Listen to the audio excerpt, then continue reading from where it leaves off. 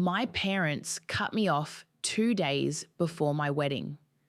My mother called and told me, calmly and without explanation, that they were removing me from the family trust and that any money they had promised for my wedding was no longer available. My father, who signed every check and opened every door, refused to take my calls. That hurt because I did not expect it the way I would expect a slammed door from a stranger. It was a decision delivered as business, a boardroom move made against my life. We had been talking about the wedding for almost a year. My mother and I had chosen the florist together. My father had assured me he would cover the deposit on the venue, the old summer house on the river where their family held every anniversary. I had been raised in that house. It was the only place I had ever brought a sick friend in the middle of the night, the place I'd learned to play piano on the upright in the drawing room. The trust had been explained to me when I turned 21, a document that promised, in language that felt like protective geometry, that I would inherit a share when the time came. The clause about wedding assistance was casual, half a sentence whispered over coffee when my fiancé proposed. I believed them. I believed them because I had nowhere else to go. A little detail, I had lived in the carriage house behind their home for 6 years. It belonged to them in name. I paid a modest rent, $300 less than market, because my father said, "It's family." I worked part-time in the billing office of the family business, Kavanaugh Textiles. I'd taken home $48,000 a year. The job was flexible. I worked around doctor's appointments for my mother's rheumatoid arthritis and my father's worsening balance. I was the person who scheduled repairs, collected mail, and waited up late on nights when one of them called about a phased payment or a new supplier. I was dependent in ways I hadn't passed into words until the day they told me they were withdrawing support. My fiancé, Noah, was the wrong guy in their eyes because he did not fit the spreadsheet of social convenience they favoured.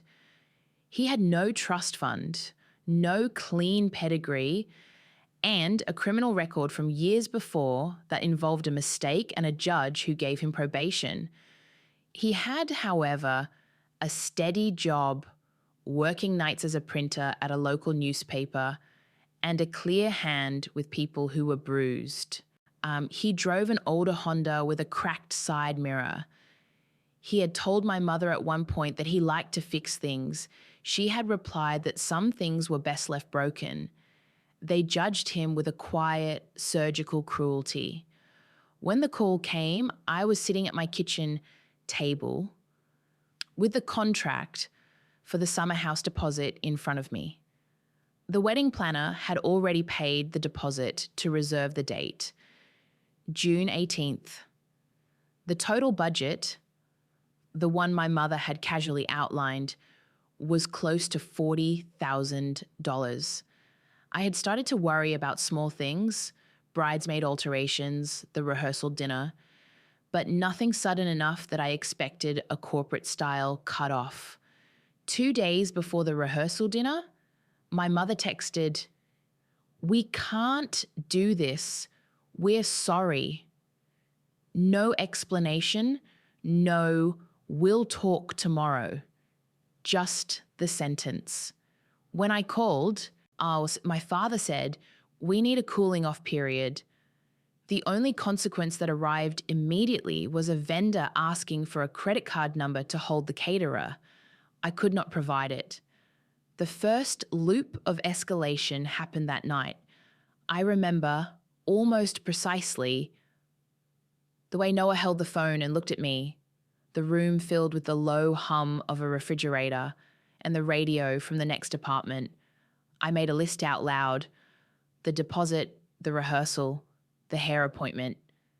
Because lists felt like action, I asked my mother, to let me pay them myself, to let me find a way. She refused. The next day, Mother called the venue and told them the deposit was cancelled. They could put the date back on the calendar. The venue manager left a message for me.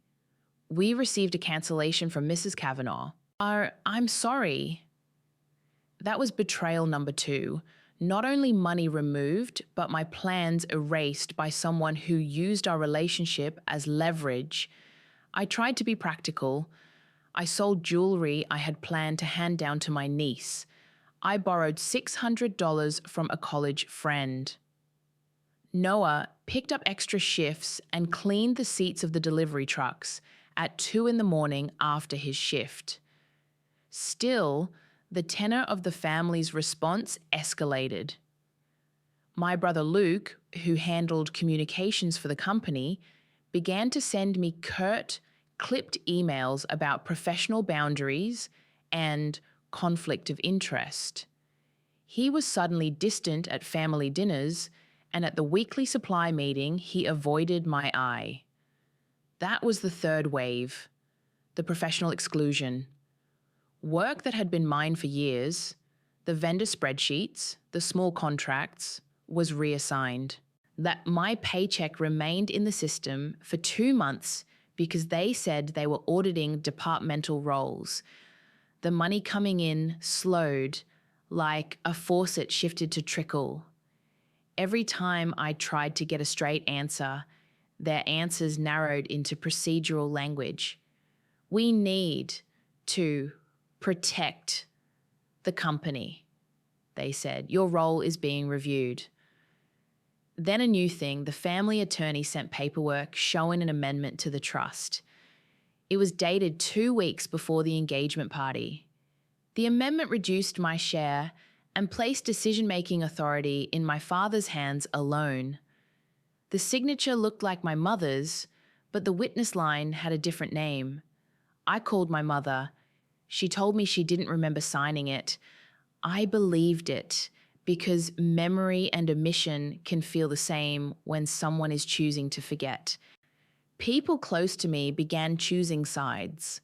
My uncle, who had always been the family loudspeaker, posted a private message on Facebook that went public. Some choices make consequences inevitable. My aunt, who used to bake pies for me every Sunday, suddenly said the words, "We can't be part of your wedding," in a voice that held no upfront cruelty, but felt like a withdrawal of blood. My friends tried to help. They offered money. They promised to attend anyway. They tried to book a small hall at the community centre. Their efforts mattered. They did not stop the new tide. The next escalation was exclusion in front of other people. My engagement had been public. We had held an engagement party at the same summer house the year before.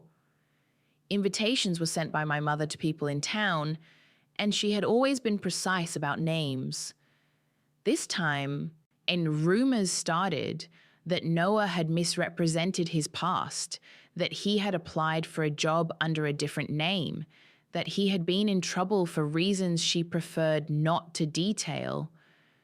Those rumors were not entirely false. They were half-truths stretched to look like found evidence. They included details that were loosely connected to Noah's youthful mistakes and presented them as ongoing danger. Guests at the engagement began arriving late, then not at all. One bridesmaid told me she had gotten a text from my cousin. "I don't think it's a good look." The consequence was isolation. Not only was I losing money, I was losing witnesses to my life. Noah and I tightened around each other. He sat with me across the kitchen table and wrote down every vendor contract and every unpaid bill. He spoke quietly, logically. In the way he always did, we figured this out in pieces. He worked his shifts, then came home and packed boxes. We looked at apartments online and laughed at the absurdity of the prices. then cried a little because laughter felt like a relief valve. I noticed that the smallest things became heavy. My father's old watch, which I had never touched, was suddenly a symbol of ownership. The house keys I had used forever were taken from my jacket and placed on the hallway table as if I had mislaid them intentionally. The family's pressure became more aggressive. My father called in an old friend from the church board and asked him, very plainly, to step between us and the town's social life. He wrote a letter to the board of the historic summer house, alleging that a wedding under my name could diminish the house's reputation. I received, via email, a copy of what they sent. It was composed with the clinical tone of a legal brief. I read it in the bathroom at work, hands numb, and for the first time, I felt like an intruder in my own life. Then the humiliation escalated in public. The rehearsal dinner was scheduled for a Friday night at a small Italian restaurant my mother loved. On the day of the rehearsal, the manager called to say they had been instructed not to seat my family at the upstairs room. The family reserved the downstairs room for private guests. I arrived and found empty chairs with place cards bearing names of relatives who were not there. My father sat at the head table but refused to stand during the toasts. My mother kept checking her phone and avoided any conversation. The dinner ended with my sister-in-law making a small, sharp joke about marrying beneath yourself, and the room laughed. My cheeks burned for reasons I could not name without naming my family. Small betrayals piled into a series. The florist shipped the wrong flowers to the rehearsal table and sent a bill for the corrected bouquet to my home address. The seamstress called to say she could not finish my dress until a deposit arrived. My bank card, which had been linked to a company account for reimbursement, was suddenly denied access because the company's finance department had frozen certain employee reimbursements citing restructuring. Everyone had an alibi wrapped in policy. At home, the pressure felt like weather. My mother stopped calling me by pet names she had used when I was small. She began addressing me like a tenant. She told me she was worried about grandchildren, a different language of threat, and suggested that Noah was somehow unstable. When I asked her what she wanted from me, she answered, distance. Her voice broke and then hardened. That a pattern I came to recognize as a ritual of disengagement. Soft at first, then the surgical cut. One night, after a long day of trying to rebook vendors and answering emails in the parking lot of the grocery store because the office phone wouldn't pick up, I came home to find the carriage house door locked differently. My key, which had worked for years, would not turn. I stood there with my forehead against the cold brass and understood that the people who had known every corner of my life were now strangers with receipts of ownership. The landlord, my father, had sent a note, maintenance.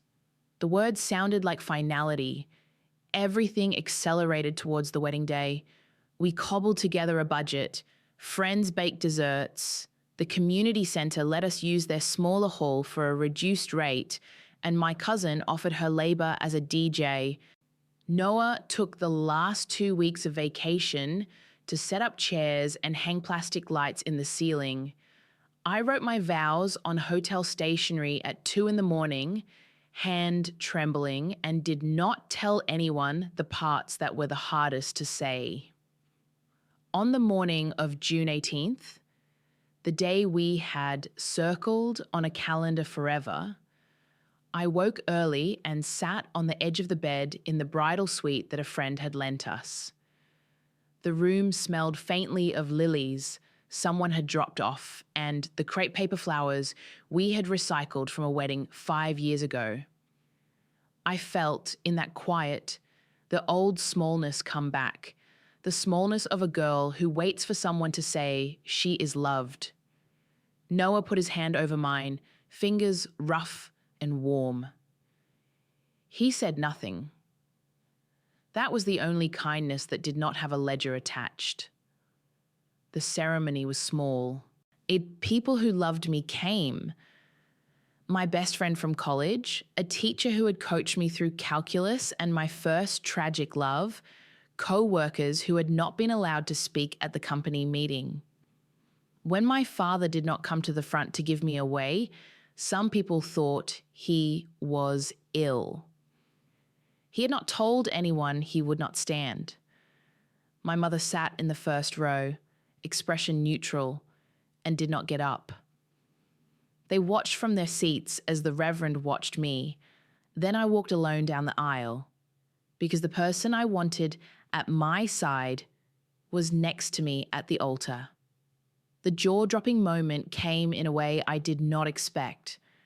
Midway through the ceremony, a man I had only recently met, Gary, the accountant who handled small donations for the Historical Society, stood up from a back table and handed an envelope to my sister-in-law.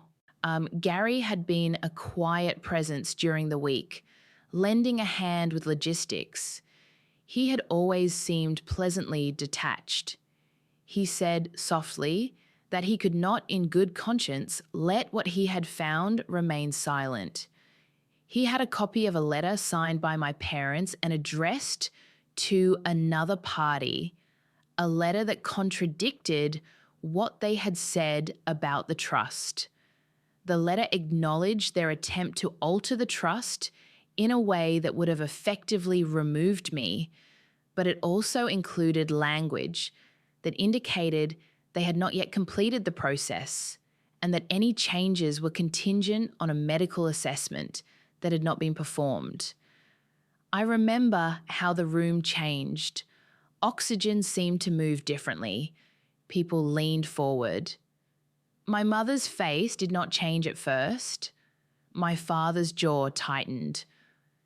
Luke frowned as if trying to compute the implications.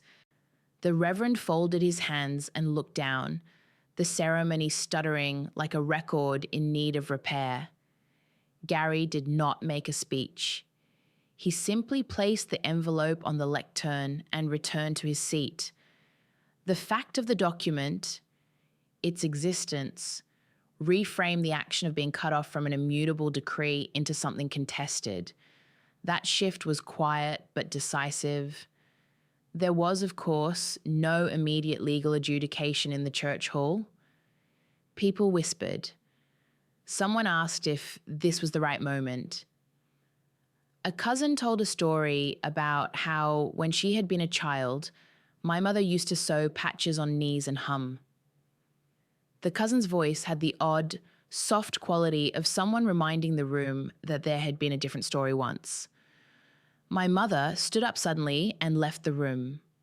My father followed, not running, but with a slow and heavy step. They went outside.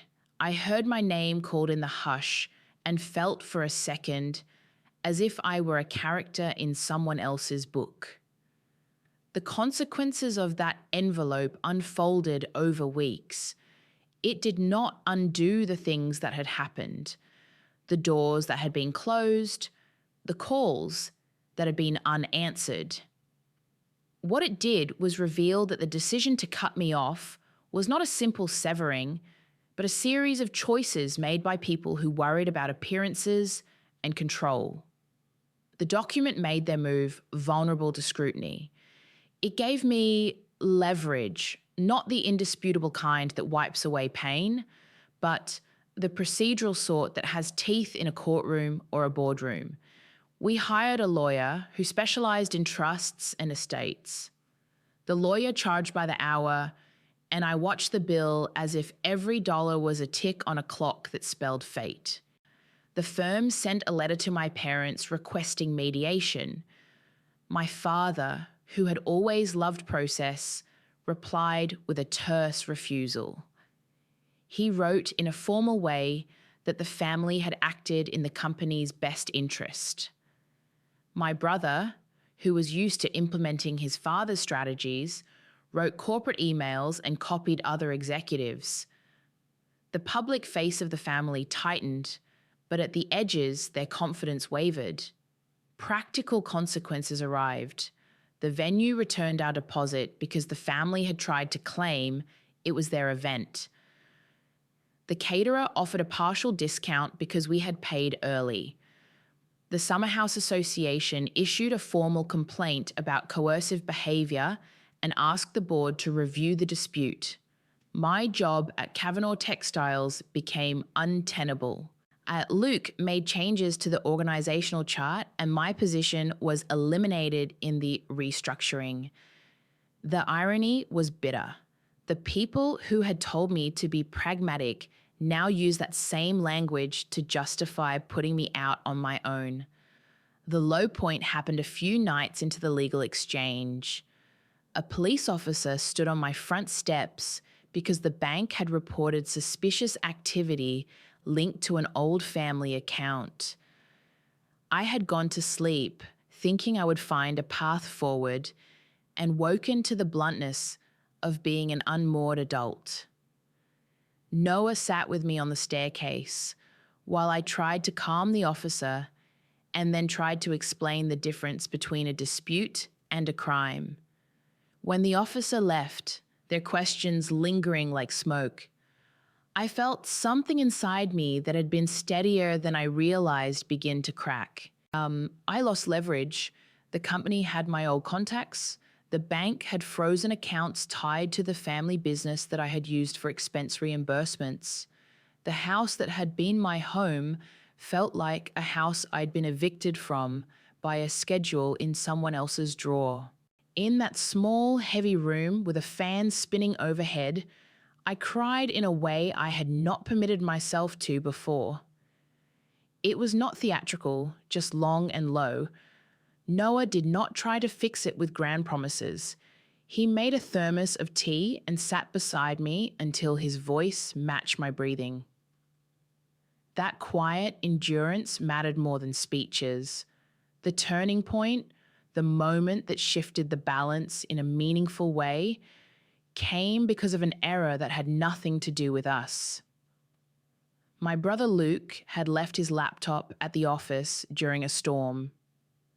A junior associate from the legal firm, tasked with scanning old contracts, borrowed the laptop to retrieve a file, then discovered an old set of emails that suggested the company had been moving money into a separate account as a contingency for asset preservation. Those emails used plain language, dates, transaction amounts, the names of intermediaries. The junior associate, who had once been a part-time choir member at our church and who had watched the wedding from the back, sent copies to our lawyer with a note, "I thought you should see this." When the emails arrived, they revealed a miscalculation that had been hidden under spreadsheets and verbiage. Money had been moved, yes, but not to a place where it could be legally immunized. Instead, it had been misplaced in a shell account that was flagged for audits.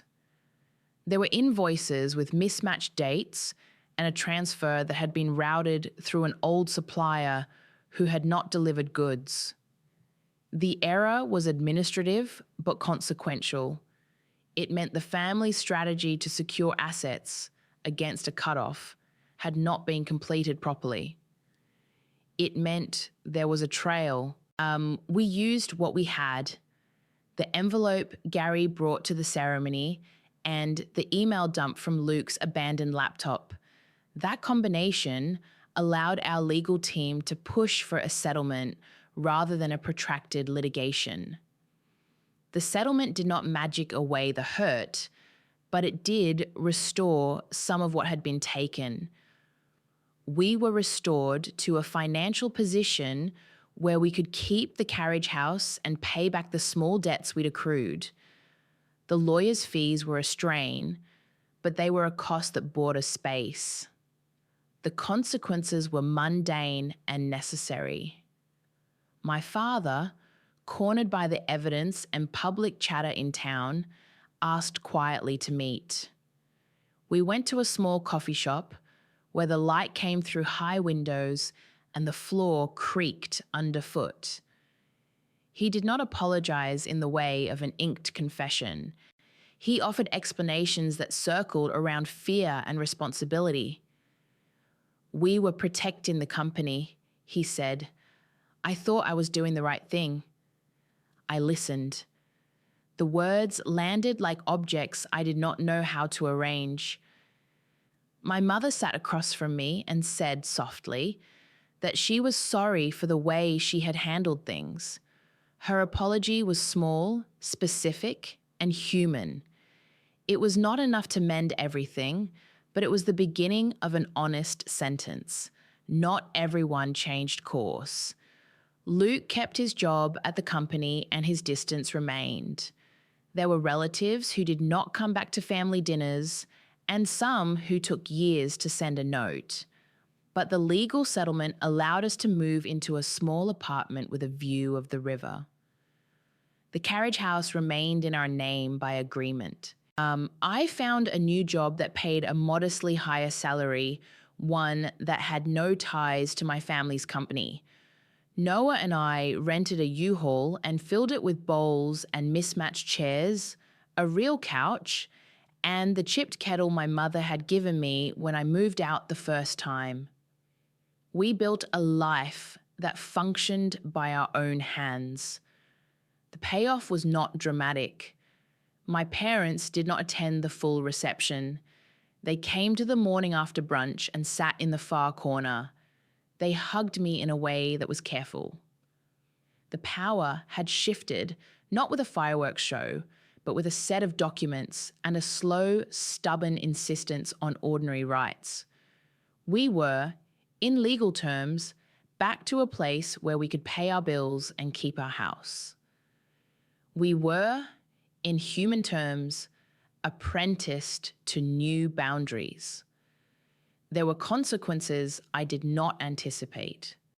Things I had assumed, goodwill from relatives, the casual kindness of being family, did not return to their old shape. I discovered who would be in my life without condition and who required an argument each week. The loss of control I had felt turned into a practice of choosing where to put my trust. I stopped expecting my phone to ring with easy solutions. I learned to read a bank statement the long way around, to understand the rhythm of invoices and payments, to listen with less hunger for approval. The ending of this story is quiet. My mother and I speak now, but there are silences in our conversations that were not there before. We meet for coffee sometimes and talk about small things, the weather, a new doctor, a book one of us liked. We have not returned to the old rituals of family ownership. My brother and I are not close in the way we were when we were teens who swapped clothes on the back stairs. He attends family functions with a practiced neutrality that suits him. I meet him at those functions with a guarded civility.